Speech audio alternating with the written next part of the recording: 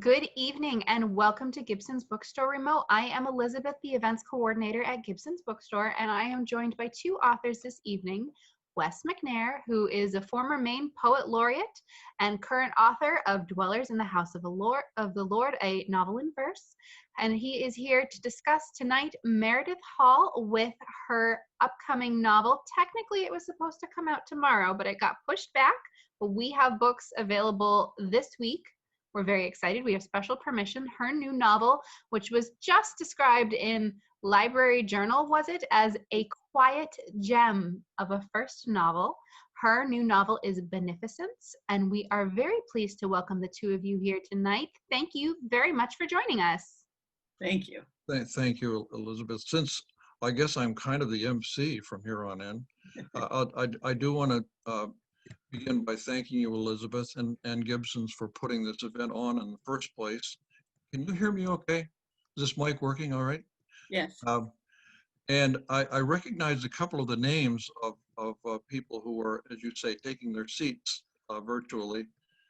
So I should say hello to my New Hampshire friends and others who might join us. Finally, a big hello and congratulations to you, Meredith, for this fine novel. We've already heard from Library Journal, but we've heard from a number of people who blurbed your book on the back. And other reviews are coming in, I guess. Everything's quite positive, and I can see why. It will be no secret to you at this point that I admire this book very much. Not only because its characters are so moving to me, but also because it manages what might be a writer's highest calling, which is to offer us a vision of the world that helps us to live our lives. So there'll be a little bit more about that later on from me, but I mentioned characters. So let me start by talking about the land as a character, because the land is so important to this book, just as it has been in the literature of place, wherever we might find it, in American writing, from Thoreau to Faulkner, to Willa Cather, to Robert Frost, and now to you, Meredith Hall. And so my first question is, what can you tell us about the place you describe in Beneficence, this farm in northern New England back in the 1940s and 1950s? Why is it important to you? I think that these people, these three characters, Tup, who is the husband and father, Doris, who is the wife, his wife, and the mother to the children, and one of the children, Dodie, has voice in this book. Those three characters speak to us. This family, I think, has been profoundly shaped by the land that they live on. This farm has been in their family, in Tup's family, for many, many generations without break. And I think that the land itself is so bountiful, and it is very beautiful. It's been beautifully husbanded over those generations.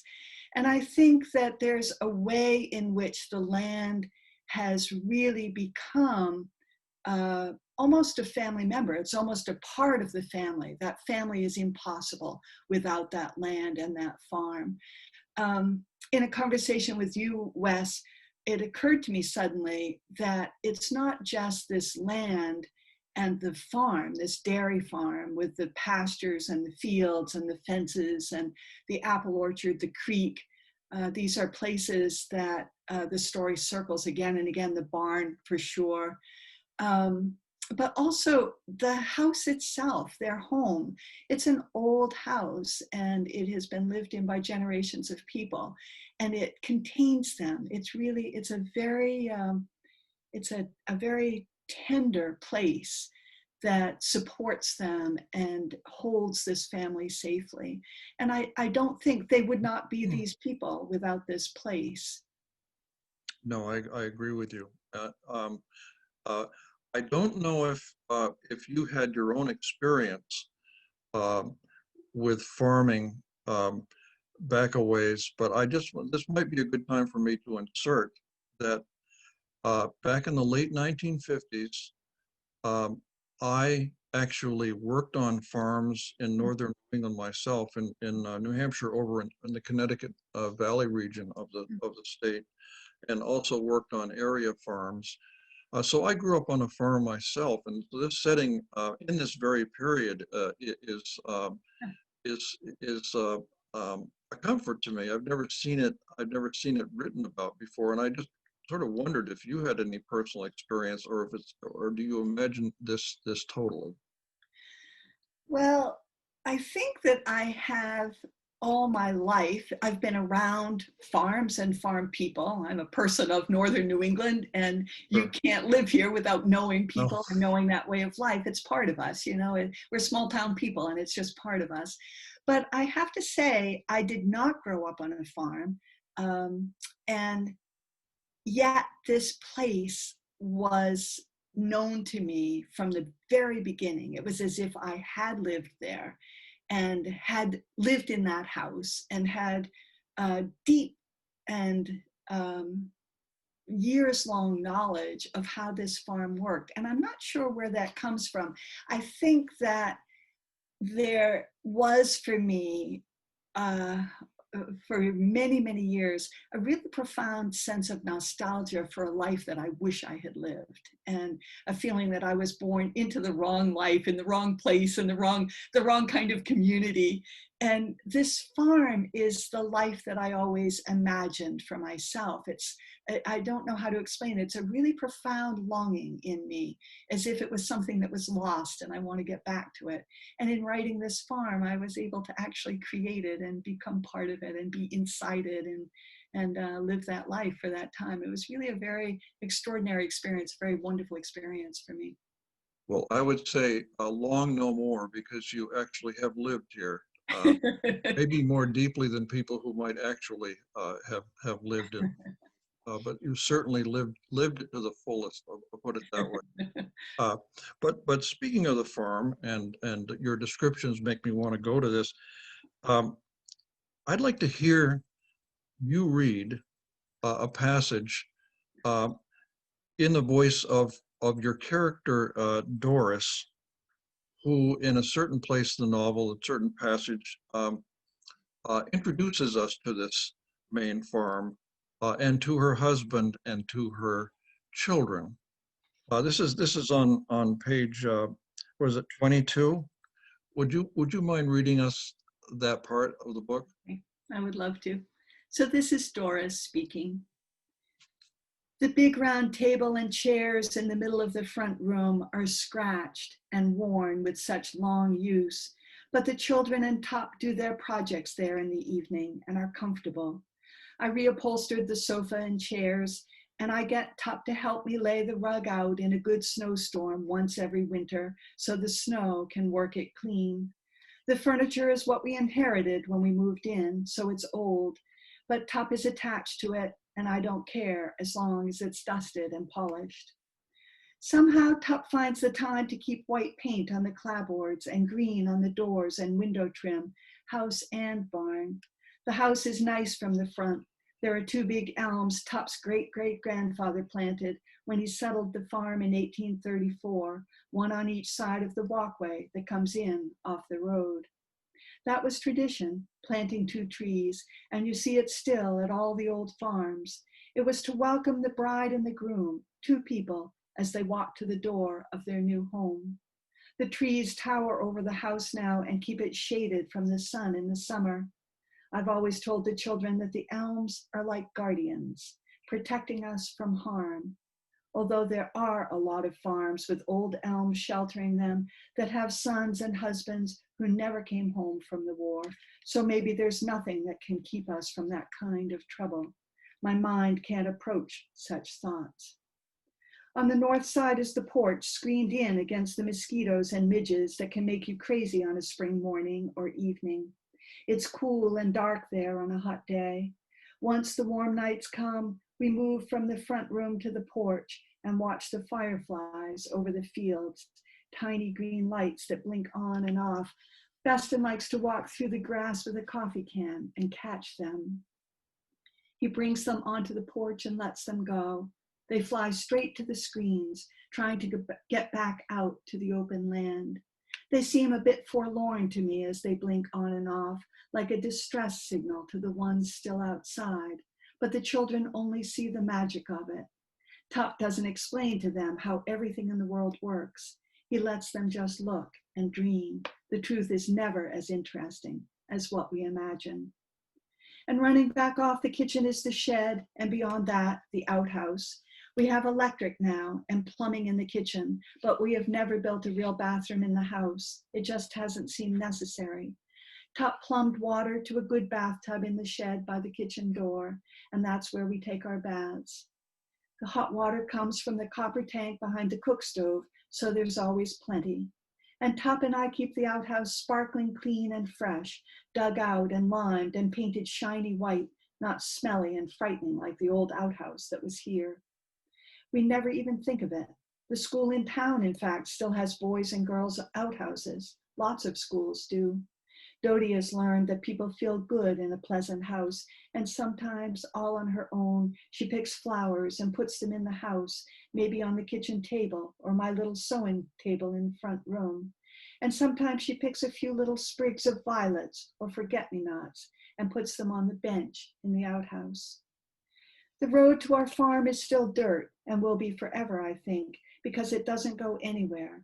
It comes from Four Corners over Crockett's Hill, past our house, and moves down across the creek and wanders on to the backside of Arnie Sherman's hayfields. There are only 3 other farms the whole length, all before ours. When I first moved here, I felt scared. What if something happened to Tup while he was working? He cut himself or caught his hand in the baler, or the children if they had a high fever. But I have learned that nothing terrible is going to happen here. You have to be careful, to pay attention, and then you just trust that everything is going to be all right. It's a price you pay for the quiet and beauty of the land. Sometimes I think we're a little family on an island here, protected from all the world's problems. There's been a terrible war since we moved here, and another war is brewing now on the other side of the world. But we just keep milking the cows and birthing the calves and planting the seeds in the garden. The children go to school and do their chores and then go off to play in this wide open space, or they sit and read in the front room by the stove or in the hammock on the porch on a nice day. We are apart from the world here and make our lives the way we want them to be. When the night comes, Tup and I lie in our bed, where the deep and private love we share waits for us. Sometimes all we do is hold hands, the night keeping us, the owls calling out back and forth in their soft, reassuring ohs. Sometimes Tup rolls on his side and draws me toward him, his large, warm hands cupping my face. I love you, Doris, he whispers. We love each other. Thank you for loving me. We let ourselves slip into the depth of skin and weight and breath. Beautiful passage. Such beautiful work. Already, Meredith, I hear that spellbinding tone of your storytelling. And I think in part that may come from the intimacy of these country people talking directly to us from their lives as they live them. So I don't want you to stop reading quite yet, because there's another early section which introduces us more directly to the children. They're referred to collectively, but in this section, this is on page 36, Meredith, where Dodie, the daughter, recalls a night when she and her brothers go smelting with her father. In this section, we see all of the children in a vivid way. So could you please read that section too while you're at it? So this is Dodie. Dodie is about 10 years old when she's telling us this. Every spring, Daddy brings us all the way down to the mouth of Center Creek, where it opens to the sea at Carey Cove. We go down at night when the moon is full, but it's very cloudy, so everything looks like it's glowing from inside, trees and fences and even barns, silver and lit up by a light you can't see. This is the time to dip for smelt, which we love to get and love to eat. Daddy doesn't tell us ahead of time. And then he's by our beds in the middle of the night whispering, want to get some smelt? And we know we have about 5 minutes to wake up enough to get into our chore clothes and our boots and our hats and mittens because it's very cold on smelt night, and we climb into the warm truck. This year it was the end of March when Daddy believed the time was right. He put the radio up high in the truck and sang "Till the End of Time" as if he was the happiest man in the world. He reached over and squeezed the funny spot above Sonny's knee so hard it made Sonny laugh out loud. And then Daddy told him, wake up, we have smelt waiting for us. And he held Sonny's hand. Sonny's grown big for that, but still, whenever Daddy is in the truck with one of us, even Sonny, he holds our hand. We drove on the dark roads all the way to Chase Mills and turned down a tote road Daddy's grandfather showed him a long time ago, and we parked the truck. The wide cove spread silent beyond us. We carried the buckets and dip nets on the path through the black woods, and then we could hear our creek all the way down there near the ocean, roaring down the hillside and running out to the bay while all the smelt tried to run upstream 5 miles to lay their eggs. Daddy said we were there to put them in our buckets and give them a lift. By now we were awake and cold before we even got into the water. Daddy put the big metal buckets on the rocks along the stream and told Sonny to take the net and move into the tumbling current. Daddy flicked on the flashlight, and there they were, pushing desperately upstream. He chose the night just right. So many little silver fish packed side by side, they made their own river of light in the stream. Sonny braced himself against the hard run of water and swept the net into the current, and it was full in a flash. Daddy held the bucket out over the creek to receive the shimmering fish, and again and again. And then Sonny and my father had filled the first bucket, and it was my turn, always in order with everything, Sonny, Dodie, Beston. And I waded out to just below the tops of my boots. I could feel the fish slither and thump against my shins, wanting so much to go home to make their babies. It's not something you have to think about, Dodie, my father always says. Everything is part of the good world, a perfect system, and us eating these fish is part of that order.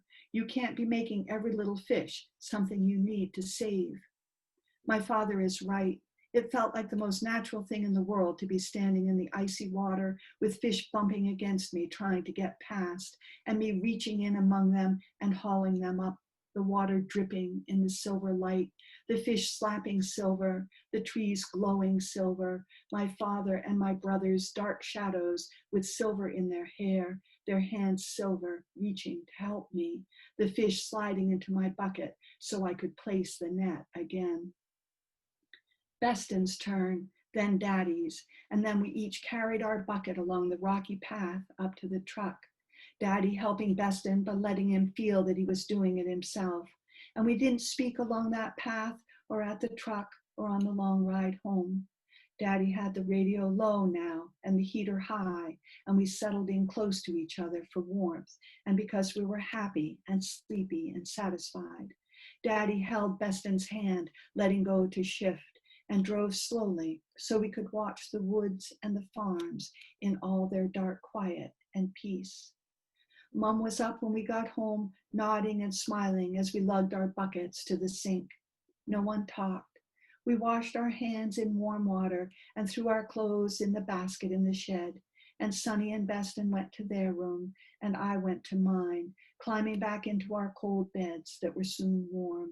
No one would wake us for school in the morning. The sun was up and the kitchen was warm and the fish were slit and gutted and in the chest freezer when we came down. Why don't the fish come to our farm? I asked my father once. Why do we have to go so far to find them? He said, everything we will ever need or want is close enough, Dodie. Are you telling me you don't like my singing in the truck? On cloudy full moon nights, I will remember all my life, that soft silver light and the 4 of us standing in our creek, so far from home, but Center Creek still, no matter what, the fish rushing into our net and my welcoming mother waiting for us at home.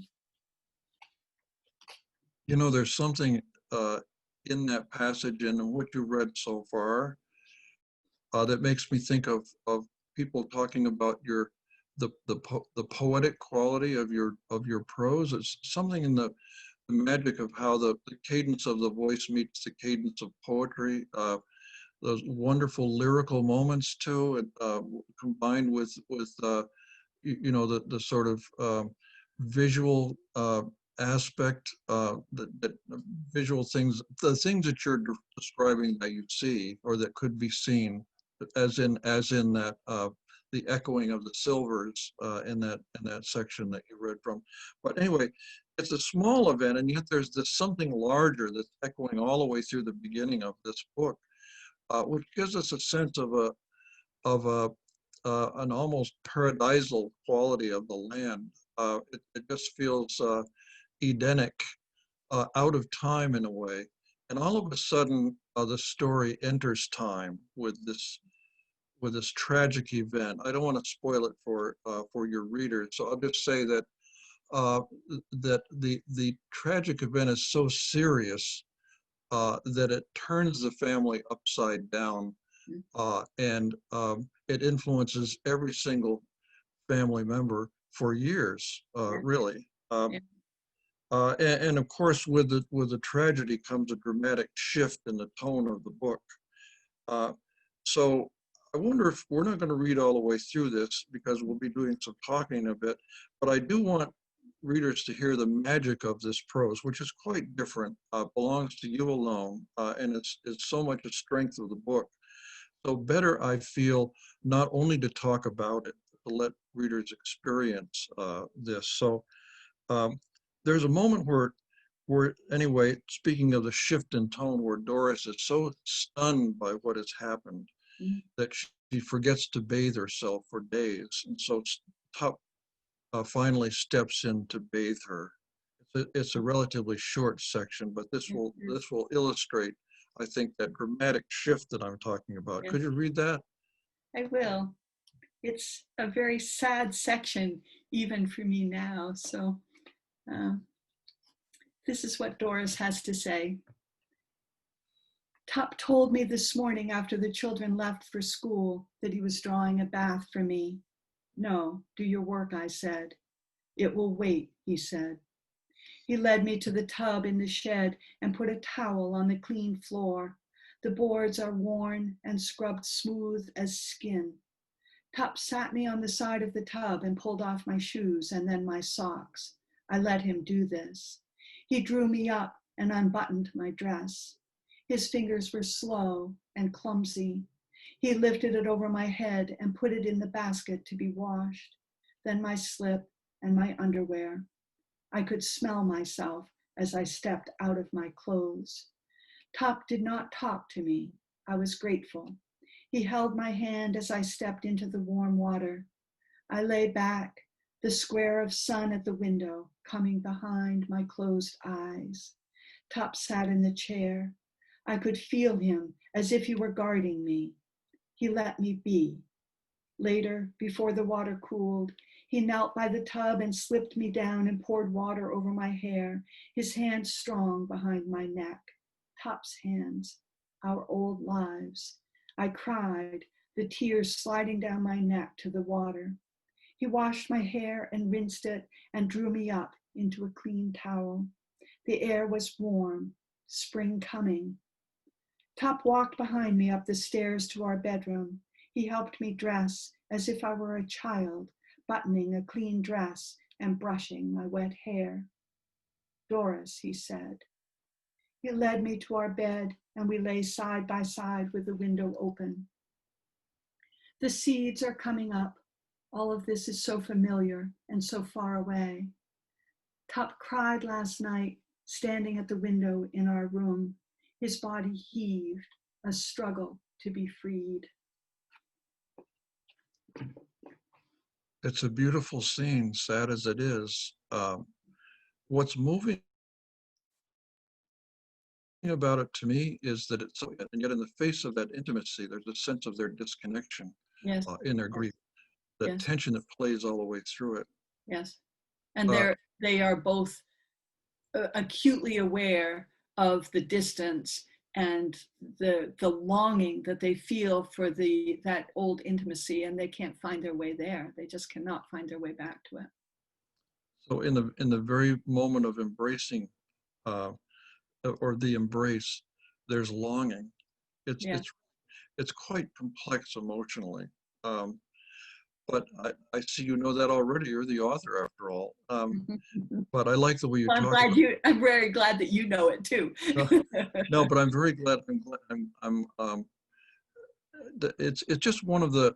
It's a poem in and of itself, with such poignance, really. I'm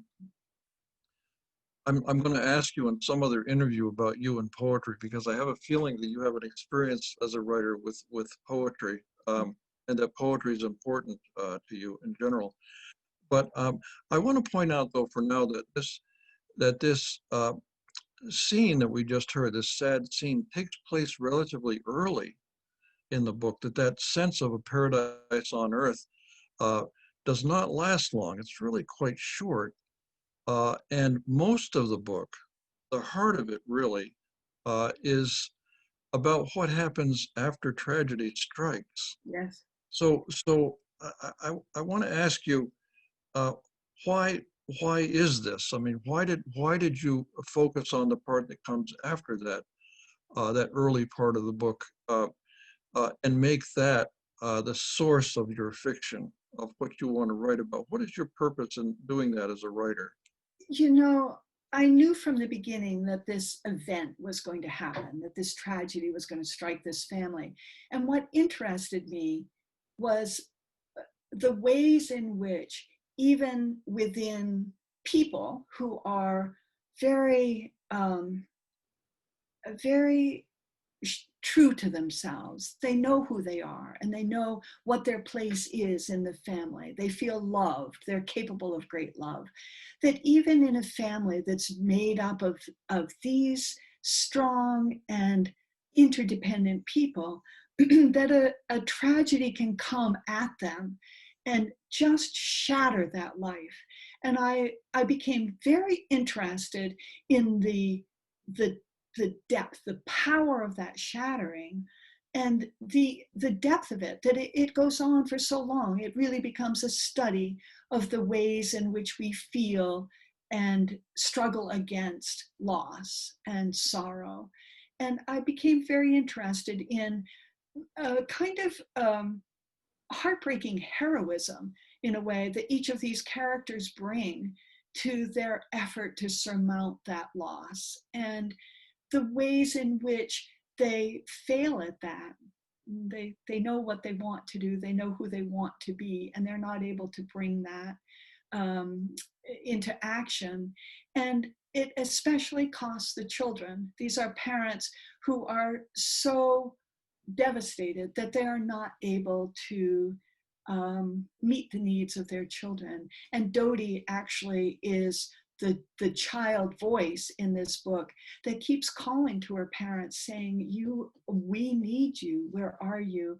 And I really, this is a study for me of how these two wonderful, Tup is a very, very fine and profoundly loving father and husband, and Doris's world is her children. She's a very, very loving and giving person, and yet even those people failed their children. They were not able to bring what their children needed after this tragedy. And so really, for me it's a study. It's a very quiet study of their longing. They know what they want to return to, they know what their obligations are, and they are not able to do that for those many, many pages in that after section.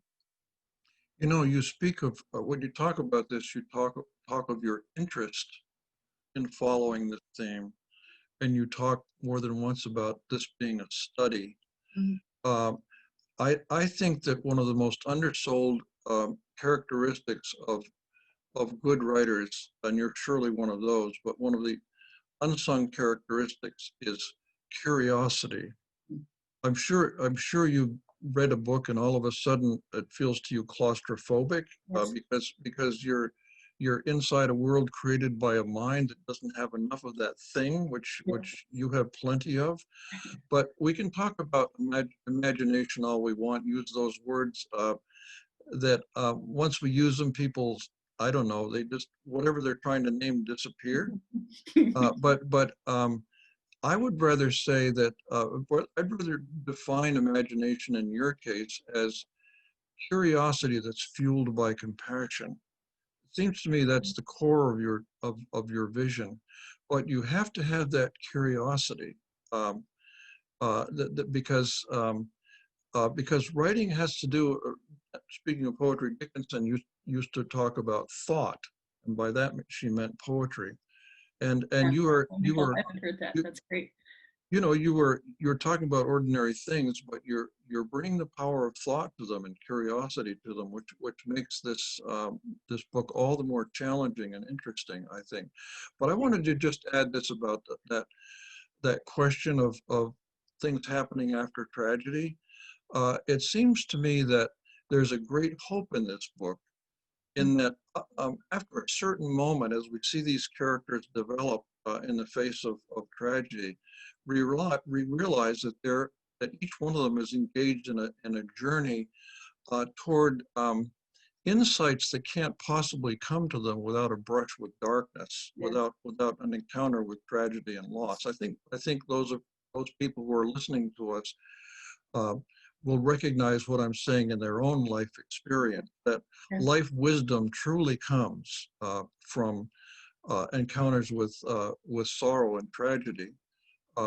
And so I think that you've started with a story that could have been simply nostalgic.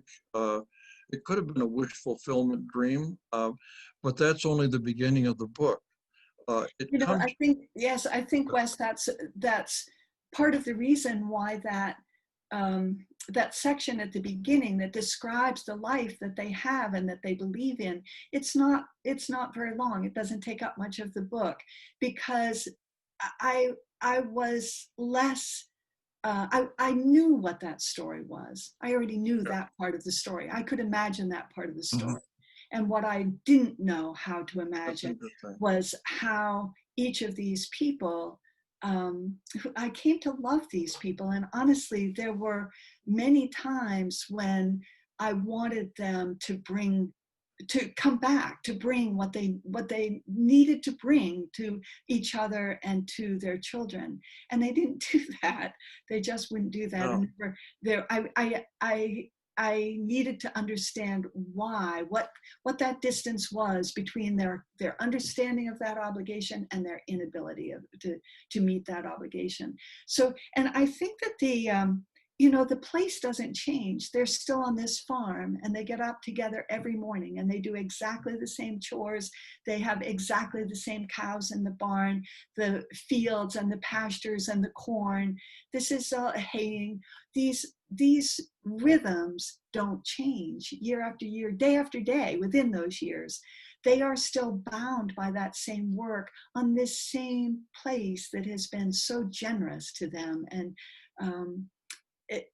it was very hard for me to understand through a lot of this why that couldn't be enough to heal them and bring them back together. And so I was very, very interested in the profound nature of loss and sorrow and how long it takes us. It goes on for a long, long time. It's a very hard thing to recover from. But as you tell the story of their continuing work through seasons, and we see the cows again, and we see springtime, and then winter comes and so on, and we see the chores changing as they go along, but changing in the old ways, the more seasons that we see. It takes on a mythic quality. It's no longer such a small world, but it gets bigger and bigger, I think, as you go into the book.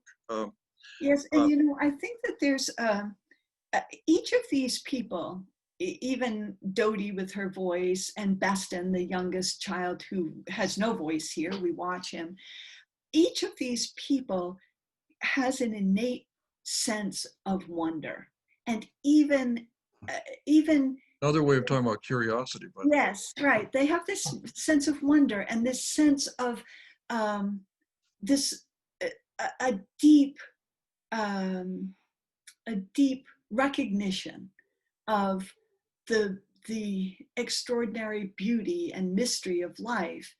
Each of them, even in these dark times, each of them has a moment periodically where that light shines again for them, where they have access to that sense of wonder. And there's a moment of beauty or a moment of gratitude. And through this, these characters all are questioning the nature of God through this. And even as they struggle with a loss of faith in their God, they still recognize the mystery of life that somehow has always for them been associated with that God. So it's quite a struggle for them to reconcile those two things. well, that brings me to the last passage, short passage that I want you to read for us, because it's a passage in which Dodie, who is the great questioner, I think, of this book, and her questions so often have to do with God, whether God exists or not. If God does exist, what sort of God is it? It's one of those passages that ends with those questions, but it also shows, I mean, not to make light with this brush with tragedy. It gives one illustration of the sorts of encounters that they have to go through. These people, it's not easy for them. So what I'm thinking about, if you wouldn't mind, just favoring us with one more reading. It's on page 157. A short entry where Dodie speaks in despair about the splintering of her family. Okay. All right, I will read this. So Dodie is now about 15 years old, as she tells us this. I am a very good student. Latin continues to be my favorite subject, and English. We are reading The Good Soldier, which I am not very interested in, with all its justifications and self-delusions. But the first line promised something to me. Quote, "This is the saddest story I have ever heard." We are living a very sad story, and still we plant the garden and plow the fields and fill the root cellar, and still we eat noon dinner and supper together, and still my mother and my father stand side by side in the open shed doorway, looking out over this farm and all the work they have given to this land. Still we castrate cows and send milk each morning on the co-op truck. Still we paint the west side of the house again, and still we load heavy green bales of new hay into our lofts. Still we watch Beston grown into a young boy and no longer a child, and still we listen for his music. Still we sit across from each other at the kitchen table, and we find words to share, words and few, but we speak. What we do not do is move together after supper to the porch or the front room to sit with our father and read and play cribbage and then say goodnight and rise together to our adjoining rooms, the sense of the father nearby, the weight and ballast of him. That is gone forever. Now my father comes in from his hard work, as he has always done, and he strips off his barn clothes and washes at the kitchen sink, as he has always done, and he sits with this family and shares the food we have grown from this center land, and then he rises and says, "Well, good night, I will be back in the morning," and he goes. What we do then is the saddest part of this long story. Our mother rises from the table to her nighttime wanderings in the yard, and if she is searching in the light and in the dark, as if she is searching in the light and in the dark for a passage out. And Beston and I do the dishes, and we go together to the porch or the front room and do our homework. I sew, and Beston sketches out songs in his notebook or plays the piano and sings quietly. And then we read to ourselves, with no father's strong voice sharing books with us and opening up the world. Later, without a word, I rise and turn off the light, and I feel my brother rise and follow me up the stairs. Our mother will sit out most of the night on the dark stoop. The empty rooms upstairs draw our breaths into them, extracting far more than any mother and father have a right to ask of their children. The night spins. Thank you. There's trouble, there's difficulty, and she has plenty of it, and then she has a wonderful resilience along the way Yes. too. She's a very resilient child. She has a kind of ferocity of spirit that carries her. Good phrase for her. And while she does mention, as she often does in these passages, these Dodie passages, she mentions as her little brother, her younger brother, Beston, Yes. who is a quiet child, a somewhat elusive child. Other characters may speak directly to the reader in the book, but he never speaks to us. Yes. And yet, he has a significant role to play, doesn't he? Yes. Well, Yes. so before we leave him behind, we're almost finished, but I wanted you to say a little bit about Beston, if you could. I think Beston is, I think, almost a reminder. He reminds the family of that innocent time before this event, and in his quiet, he's a pleasing child. He doesn't want to make any trouble. He wants to fix things for these very sad adults around him. He makes no demands whatsoever, but he has a very powerful interior life. It turns out he and his family are startled to find out that he's very talented. He's a musician, and until a piano was brought into the house, nobody knew that. So he's very artistic. He's a very sensitive boy, and he's an observer, although he never reports to us what those observations are. In lots of ways, his sister Dodie does that for him. She watches him very carefully, and in fact, in many ways mothers him. She stands in as mother to him, and she observes with the kind of love and attention of a mother. You know your characters so well. My character, Wes. I love these people a lot. No, we can all tell. But my last question is not so much about characters, though they may come into play, but I'm very interested, as you know, in your title, Beneficence.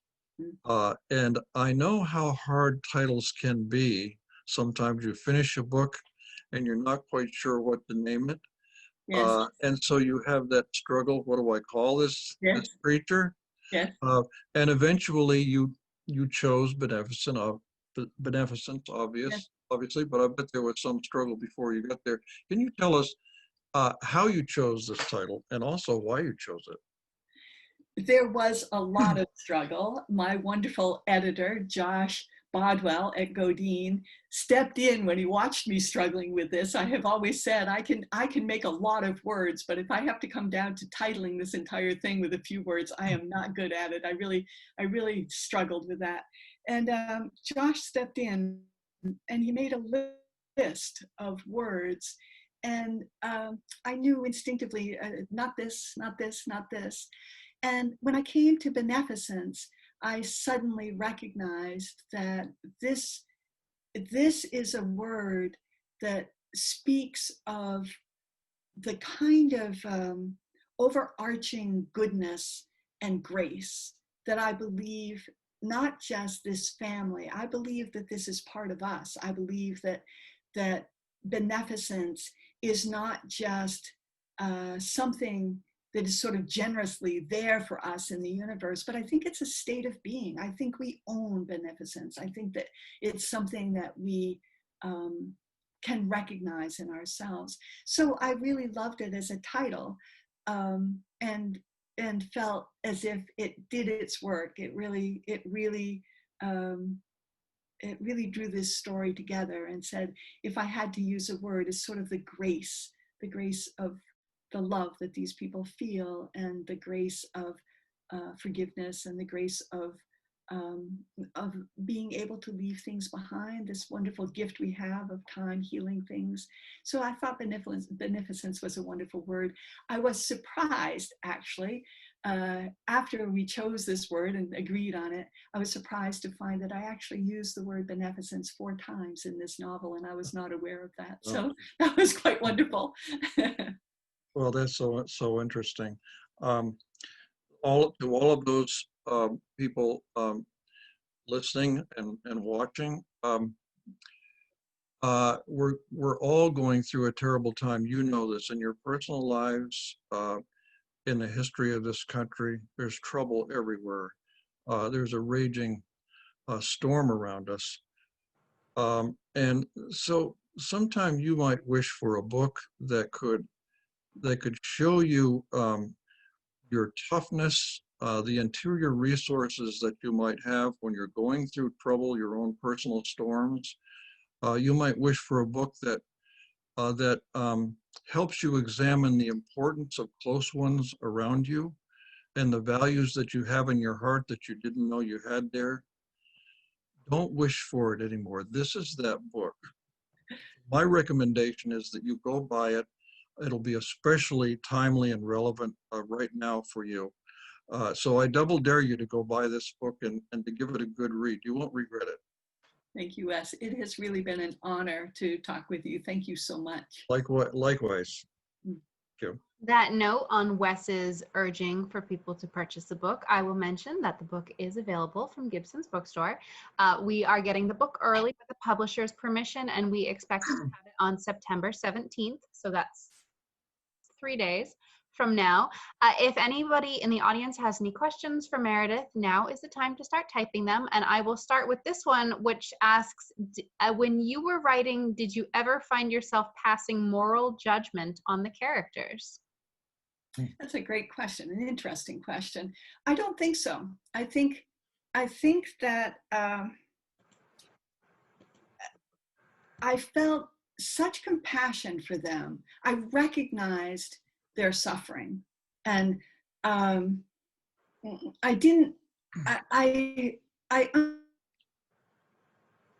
understood that they wanted something, they wanted to be and to bring something more than they were able to deliver. They understood, they wanted that, and just the depth of their loss was just too great, and they just could not do that. I don't think that I ever judged them, no. I think, the judging kind of, to me, the act of judgment on the part of an author would be a dead end. There's no place to go from there. And I was much more interested in trying to understand what this human, what grief is for humans. We all know it. Everybody experiences grief. And I was very interested in exploring what grief and loss feel like. Another question asks, did you ever live on a dairy farm? And if you didn't, how do you go about researching life on a dairy farm for accuracy?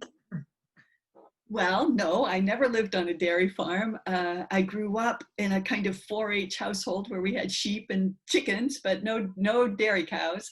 I grew up in a very small town in northern New England. It was farm life was around me everywhere. And so I think we just knew these things. You'd cut through fields and there would be the cows, it was just a very familiar world to us.